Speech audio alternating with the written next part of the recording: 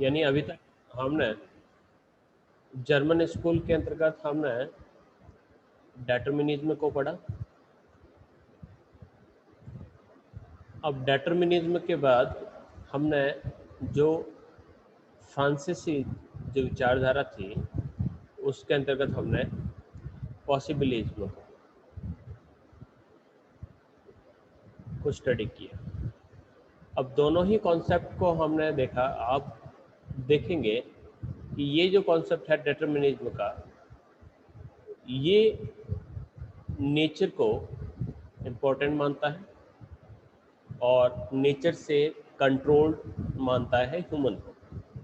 जब फ्रांसीसी आए वो कहते थे कि जो ह्यूमन है, ह्यूमन पर नेचर का इफेक्ट है, लेकिन ह्यूमन जो है वो नेचर से कंट्रोल्ड नहीं।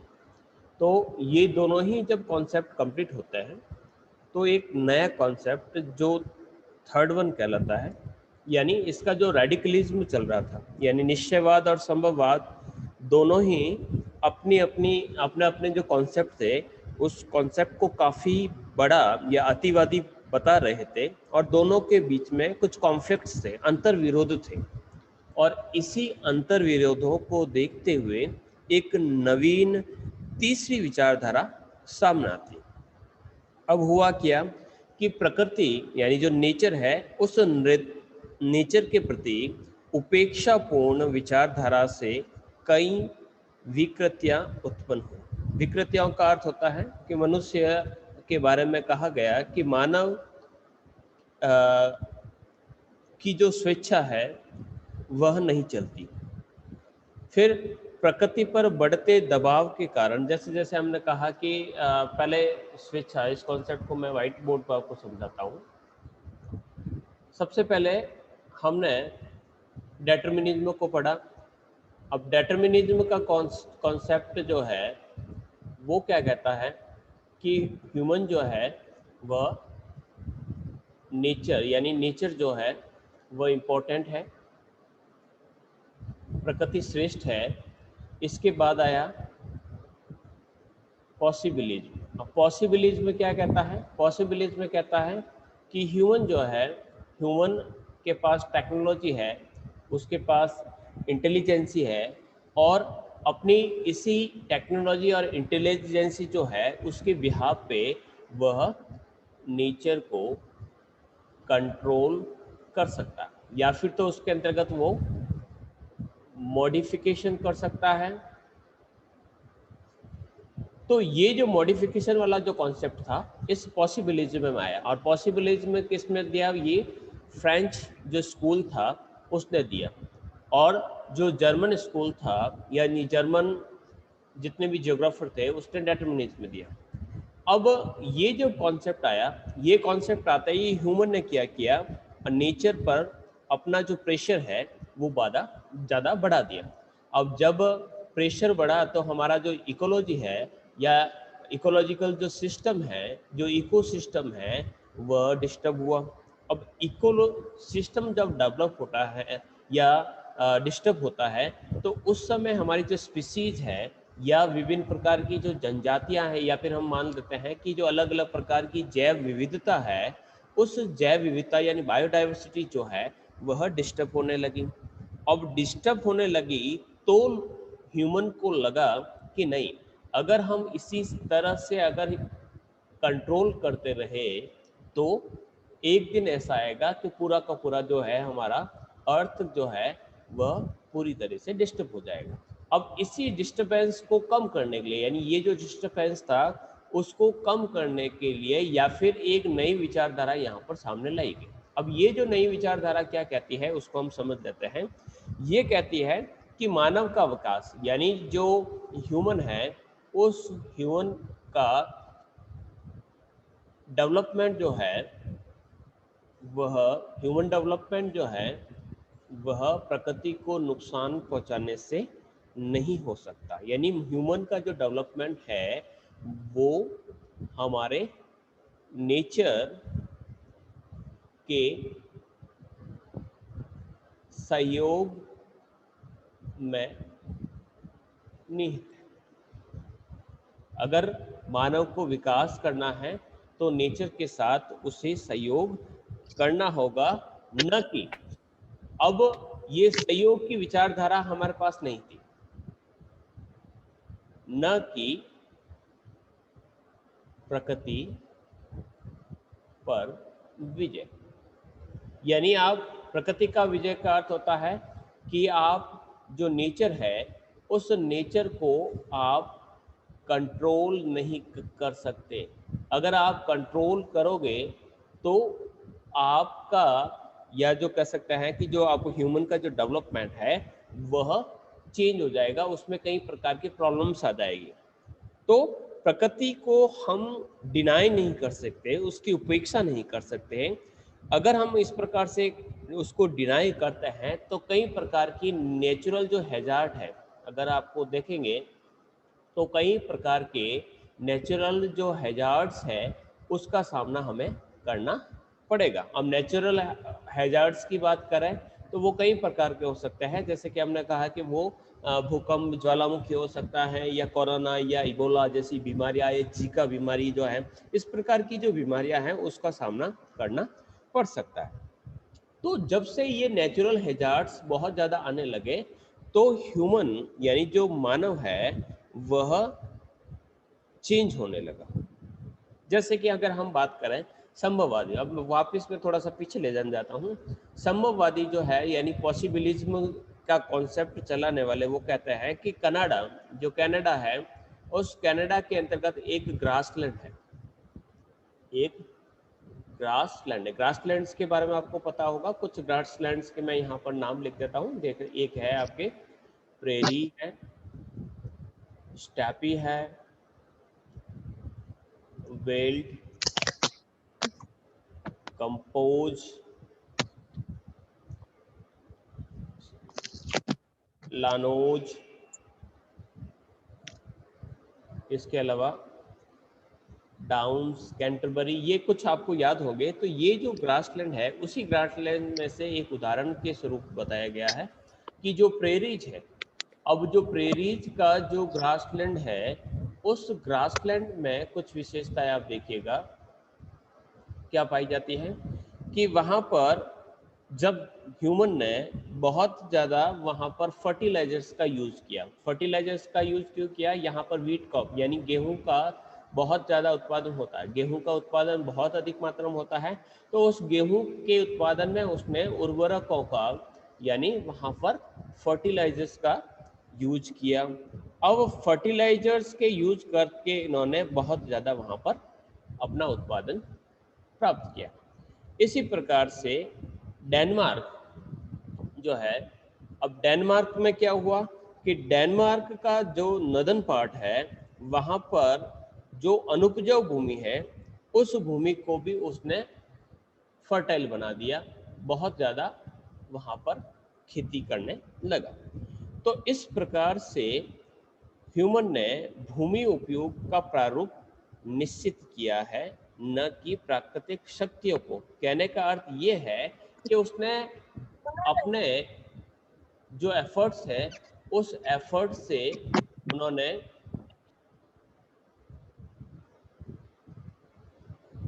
जो भूमि है उस भूमि की उत्पादक क्षमता तो बढ़ा दी या कम कर दी, लेकिन उस भूमि का जो पैटर्न है उस ग्रासलैंड पर उसने वो पेड़ नहीं लगा सकता। या एक छोटा सा उदाहरण और दे दूं तो हम कह सकते हैं कि हम कुछ एफर्ट्स के माध्यम से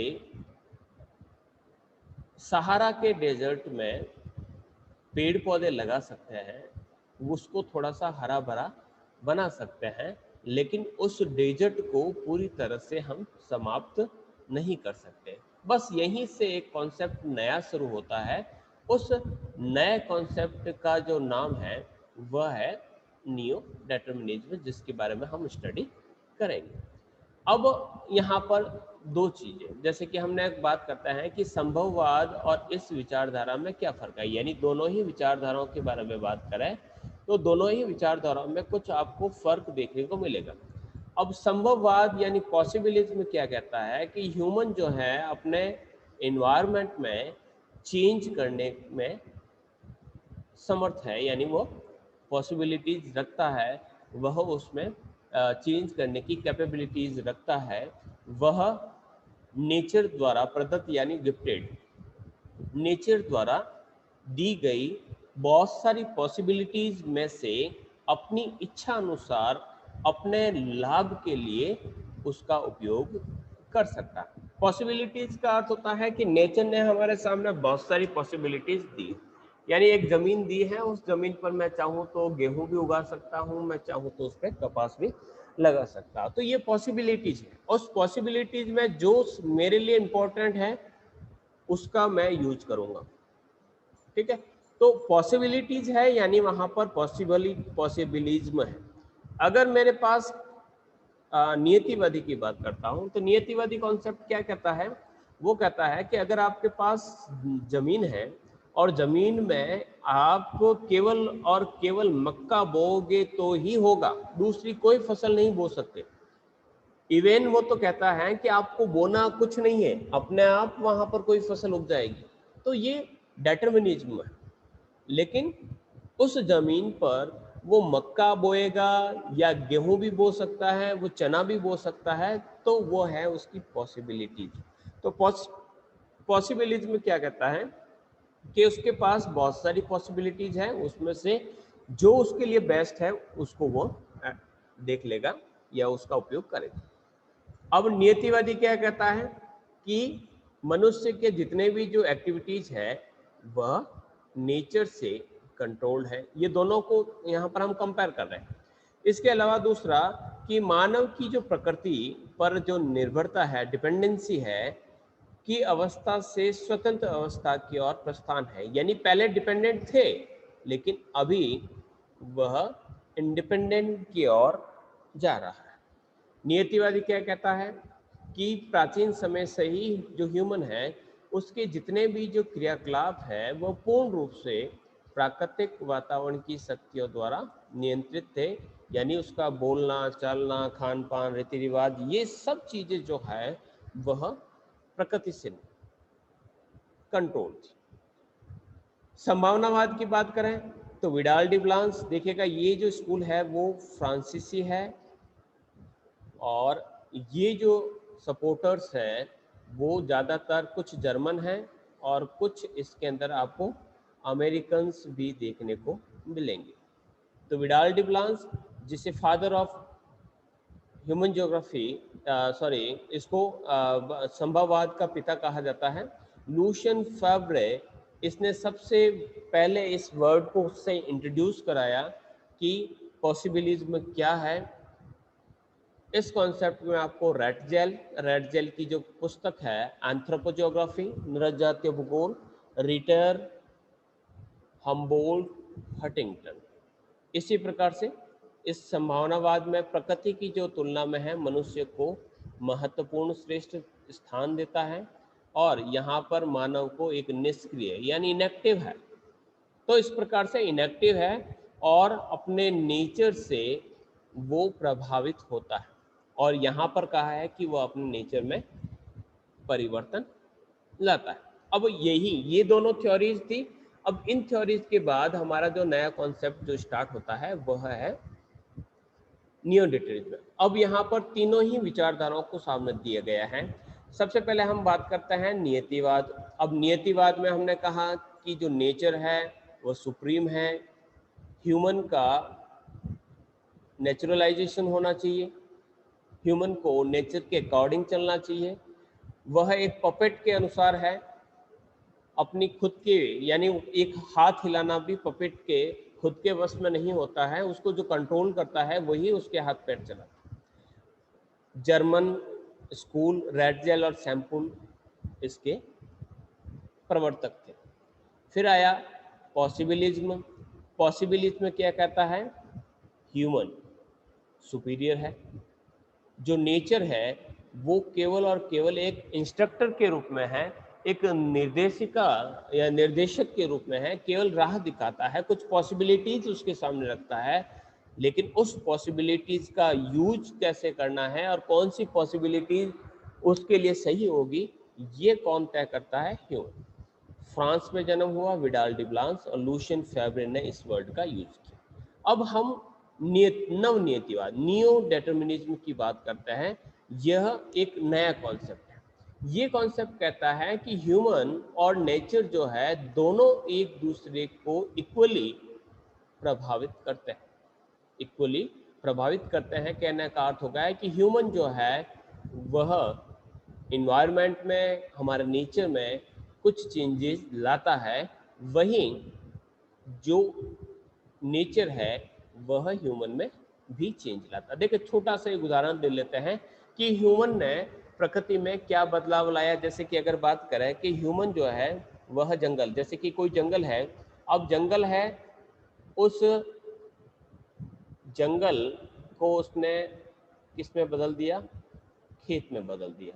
ठीक है, तो यहाँ पर आप देखेंगे कि ये जो खेत है ये ह्यूमन का कॉन्सेप्ट है और जंगल जो है वो नेचर, यानी नेचर को हमने, जो ह्यूमन है उसने अपने अकॉर्डिंग सेट कर दिया, तो यहाँ पर इसने चेंजेस लाया। लेकिन इस खेत में हम बात करें कि यहाँ पर कौन सी फसल बोई जाएगी, ये डिपेंड कौन करेगा, ये डिपेंड करता है नेचर। अब नेचर किस प्रकार से कहता है कि ये जो खेत है, अगर ये खेत किसी पर्वत पर है, किसी माउंटेन पर है, तो यहाँ पर हम गेहूं नहीं बो सकते। इस पर्वतीय क्षेत्र पर हमें या फिर तो चावल बोने पड़ेंगे या फिर कोई दूसरी फसल बोनी होगी। यहाँ पर हमें सीढ़ीदार खेत बनाने होंगे। तो इस प्रकार से ये फसल क्या होगी, ये किसने चेंज किया, खेत बनाया। अब जंगल पर्वत पर भी हो सकता है, जंगल जो था वो दलदल में भी हो सकता है, लेकिन इस पर फसल कौन सी उगाई जाएगी, वहां पर बारिश होगी या नहीं होगी, सिंचाई करनी पड़ेगी, इरिगेशन सिस्टम लगाना पड़ेगा या क्या करना पड़ेगा। तो ये काफी हद तक नेचर से कंट्रोल होता है। तो इसी प्रकार से कहा गया है कि दोनों ही, यानी ह्यूमन जो है और जो इन्वायरमेंट है वो एक दूसरे को प्रभावित करते हैं। तो इस प्रकार से ये आपके मानव भूगोल की कुछ विशेषताओं के अंतर्गत इन 3 विशेषताओं को हमने पढ़ा। अब नवनीतिवाद के बारे में हम कुछ उसके अदर वर्ड जो इसके लिए यूज की जाते हैं वो है संभावनावाद, प्रोबेबिलिज्म भी कहा जाता है। प्रोबेबिलिज्म का अर्थ होता है मे बी। अब ओ एच की स्पेट करते हैं। अब प्रोबेबिलिज्म का अर्थ क्या होता है कि संभावना है, दोनों ही एक दूसरे को प्रभावित करता है। यानी यहाँ पर जो है ह्यूमन है और जो नेचर है, दोनों ही एक दूसरे को प्रभावित करते हैं। इसका मतलब वहां पर प्रोबेबिलिटीज पाई जाती है, संभावना पाई जाती है। कौन किसको कितना प्रभावित करेगा ये फिक्स नहीं है। इसको प्रेजेंट डे डिटर्मिनिज्म भी कहा जाता है। कॉल और सोवर जो अमेरिकन थे और कल्चरल जियोग्राफी के फादर इसे माना जाता है, वो कहते हैं कि ये वर्तमान समय का निश्चयवाद है। नेक्स्ट, क्रियात्मक संभावनावाद भी प्रैग्मेटिक पॉसिबिलिज्म, डॉक्टर टेथम ने कहा। और सबसे इम्पोर्टेंट इस कॉन्सेप्ट को आगे लाने का जो प्रयास है, इस कॉन्सेप्ट को सबसे ज़्यादा डेवलपमेंट की ओर ले जाने का जो कार्य किया वह है ग्रिफिथ टेलर द्वारा। ग्रिफिथ टेलर इसे स्टॉप एंड गो डिटर्मिनिज्म या रुको और जाओ निश्चयवाद के नाम से भी पुकारते हैं। साथ ही साथ इसको वैज्ञानिक निश्चयवाद भी कहा जाता है, यानी साइंटिफिक डिटर्मिनिज्म या स्टॉप एंड गो डिटर्मिनिज्म भी इसे कहा जाता है। अब इस कॉन्सेप्ट में सबसे इम्पोर्टेंट क्या माना गया, मैं यहाँ पर व्हाइट बोर्ड या यहाँ पर थोड़ा सा पहले समझा देता हूँ। ये कुछ फॉलोवर्स है जो इस कॉन्सेप्ट को समझते हैं, पहले इसको थोड़ा समझा देते हैं। हटिंगटन है जो अमेरिकन थे, पल्स ऑफ एशिया ये इसकी बुक है। जब छोटे छोटे क्वेश्चंस पूछे जाते हैं तब इस प्रकार की बुकों के नाम आपसे पूछ लिए जाते हैं कि ये बुक किस राइटर की है, किस ऑथर की है। तो सभ्यता एवं जलवायु यानी क्लाइमेट एंड सिविलाइजेशन और पल्स ऑफ एशिया ये हटिंगटन की बुक्स हैं। कॉल और सावर जिसे कल्चरल ज्योग्राफी का फादर भी कहा जाता है, उन्होंने 1947 में अपनी कंट्रीब्यूशन दिया। इसी प्रकार से हर्बर्टसन जो ब्रिटिश थे, रॉक्सबी जो स्कॉटलैंड थे, और फ्लूअर जिसने टाइम कॉरिडोर बुक को पब्लिश किया। अब हम बढ़ते हैं कि इस नव निश्चयवाद के अंतर्गत कौन सा कॉन्सेप्ट दिया गया। अब इसके अंतर्गत कहा गया कि ह्यूमन चॉइस है, ह्यूमन जो चॉइस है वो काफ़ी इम्पोर्टेंट होती है। यानी उदाहरण के तौर पर जैसे कि अगर हम बात करें कि जहाँ की जलवायु काफ़ी कठोर होती है, कठोर का अर्थ होता है जैसे कि वहाँ पर बहुत ज़्यादा ठंड है, या वो काफ़ी गर्म स्थान है, या फिर वहाँ पर बहुत ज़्यादा बारिश होती है।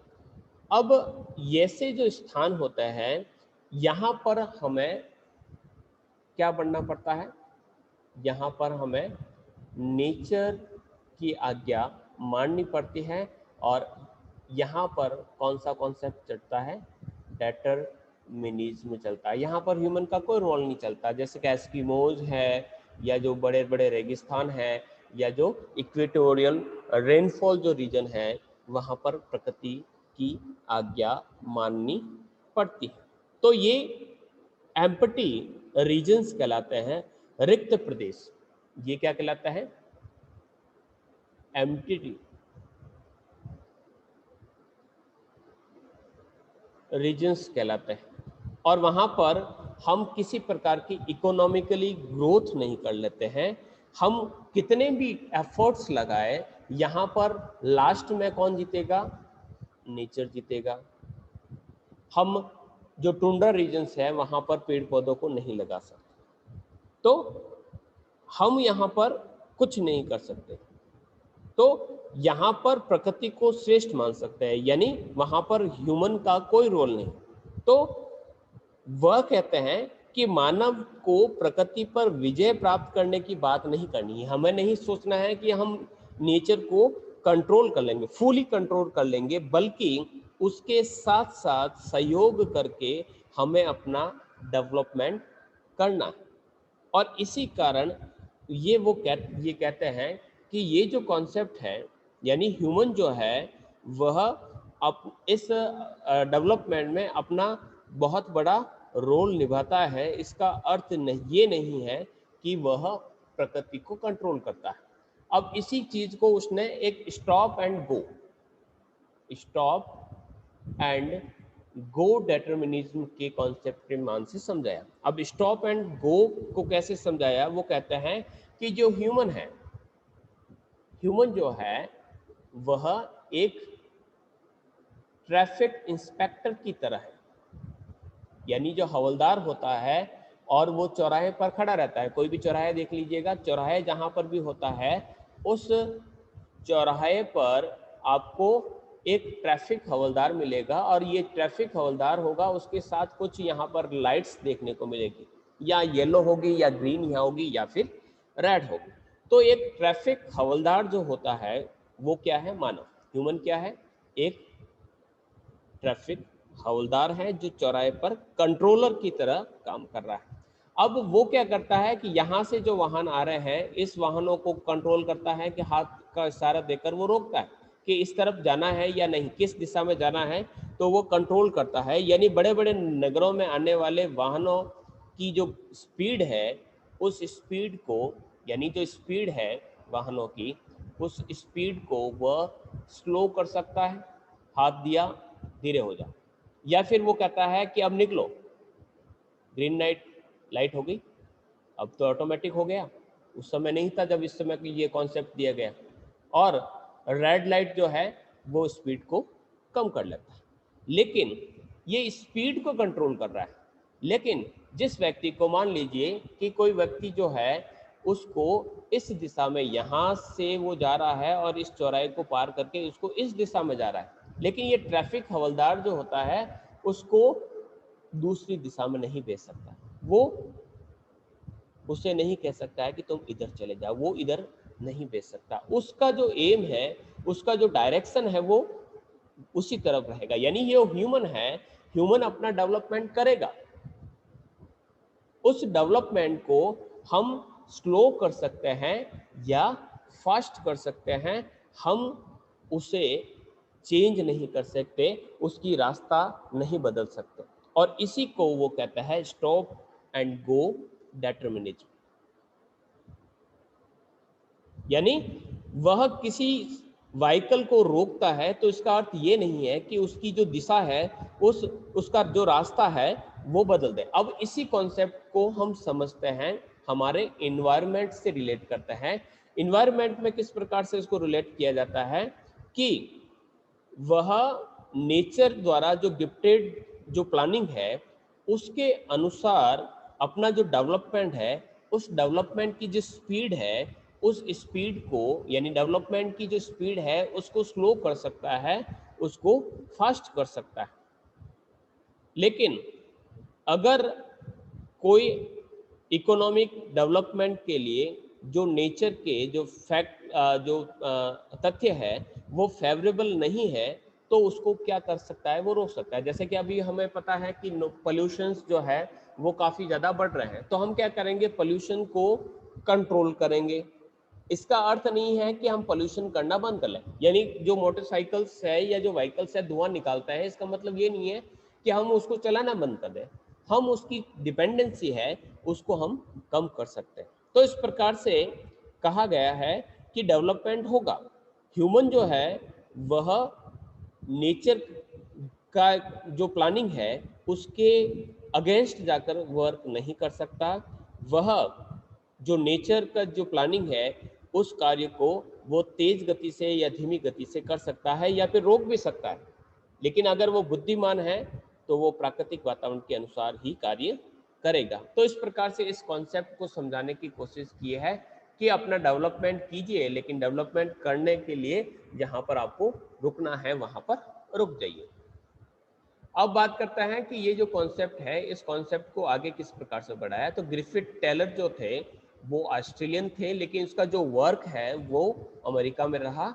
ज्योग्राफी ऑफ 20th सेंचुरी ये इनकी बुक है जो 1951 में पब्लिश हुई थी। और इसी व्यक्ति ने, ग्रिफिथ टेलर ने, निश्चयवाद यानी डेटर्मिनिज्म एंड पॉसिबिलिज्म के बीच की यानी इंटरमीडिएट जो कॉन्सेप्ट है इस कॉन्सेप्ट को यहाँ पर दिया। और इस कॉन्सेप्ट में कहता है कि जो मानव है वह डेवलपमेंट की जो स्पीड है उस स्पीड को कम या ज़्यादा कर सकता है, लेकिन उसकी डायरेक्शन को वो चेंज नहीं कर सकता है। ट्रैफिक हवलदार, ट्रैफिक इंस्पेक्टर के रोल में वो अपना रोल निभाता है। और इस प्रकार से डेवलपमेंट, ये शायद आप समझ चुके होंगे ट्रैफिक हवलदार का कॉन्सेप्ट क्या है। ट्रैफिक हवलदार का अर्थ ये हो गया कि आपको डेवलपमेंट करना है, यानी आप व्हीकल्स चलेंगे चौराहे पर, जो व्हीकल्स है वो व्हीकल्स तो चलेंगे, लेकिन व्हीकल्स को धीमे करना है, यानी यहाँ से व्हीकल्स को रोक दिया। क्यों रोक दिया? क्योंकि यहाँ से जो कह सकते हैं कि डेवलपमेंट ज्यादा हो रहा है या फिर व्हीकल्स ज्यादा जा रहे हैं, ये जब तक रास्ता क्लियर नहीं होगा तब तक ये नहीं कहेगा तुम आगे बढ़ो। तो नेचर भी अपने आप डेवलपमेंट के लिए कहेगी हाँ अब आप आगे बढ़ो, डेवलपमेंट करो। जैसे जैसे नेचर में कुछ प्रॉब्लम्स आ रही हैं तो वह जैसे कि अभी ऋषिकेश के अंतर्गत आपने देखा होगा, हरिद्वार के अंतर्गत काफी फ्लड आती है, कई प्रकार के डैम टूटते हैं, तो वो एक इंडिकेटर के रूप में कहता है कि नहीं, स्टॉप नाउ, अब आपको रुकना है। यानी चेंजेस जो हो रहे हैं वो काफी ज्यादा हो रहे हैं, तो उस समय आपको रुक जाना है। और काफी समय गुजरने के बाद जब कह सकते हैं कि थोड़ा सा कंट्रोल हो जाए तो उस समय आप वहां पर चलिए। तो ये कॉन्सेप्ट कहता है कि न तो नेचर जो है उसका कंट्रोल ह्यूमन पर है और न ही ह्यूमन जो है वह नेचर को कंट्रोल कर सकता है। दोनों जो होते हैं वो एक दूसरों के बीच में क्रियात्मक यानी उसके साथ एक्शन रिलेशनशिप पाए जाते हैं। दोनों एक दूसरे को प्रभावित करते हैं और प्रभावित होते हैं। तो ये कहते हैं कि नियंत्रण के स्थान पर, ये कहते हैं कि नियंत्रण यानी जो ये जो कॉन्सेप्ट है, ये कॉन्सेप्ट कहता है कि नियंत्रण यानी कंट्रोलिंग के स्थान पर हम इफेक्ट और इफेक्ट के स्थान पर हम एडजस्टमेंट का प्रयोग करते हैं। यानी कंट्रोल मत करो, उसके इफेक्ट को देखो क्या इफेक्ट रहता है, और इफेक्ट जो है उसके साथ कह सकते हैं एडजस्ट करो। यानी प्रकृति के साथ जो चेंजेस आ रहे हैं उस चेंजेस के साथ आप अपने आप को एडजस्ट करो, कुछ आप बदलो और कुछ प्रकृति के अंदर बदलाव लाओ। तो इस प्रकार से इस कॉन्सेप्ट को समझाया है और इसी कारण इसको व्यवहारिक संभववाद यानी प्रैग्मेटिक पॉसिबिलिज्म के नाम से भी जाना जाता है। तो ये कॉन्सेप्ट क्या कहता है?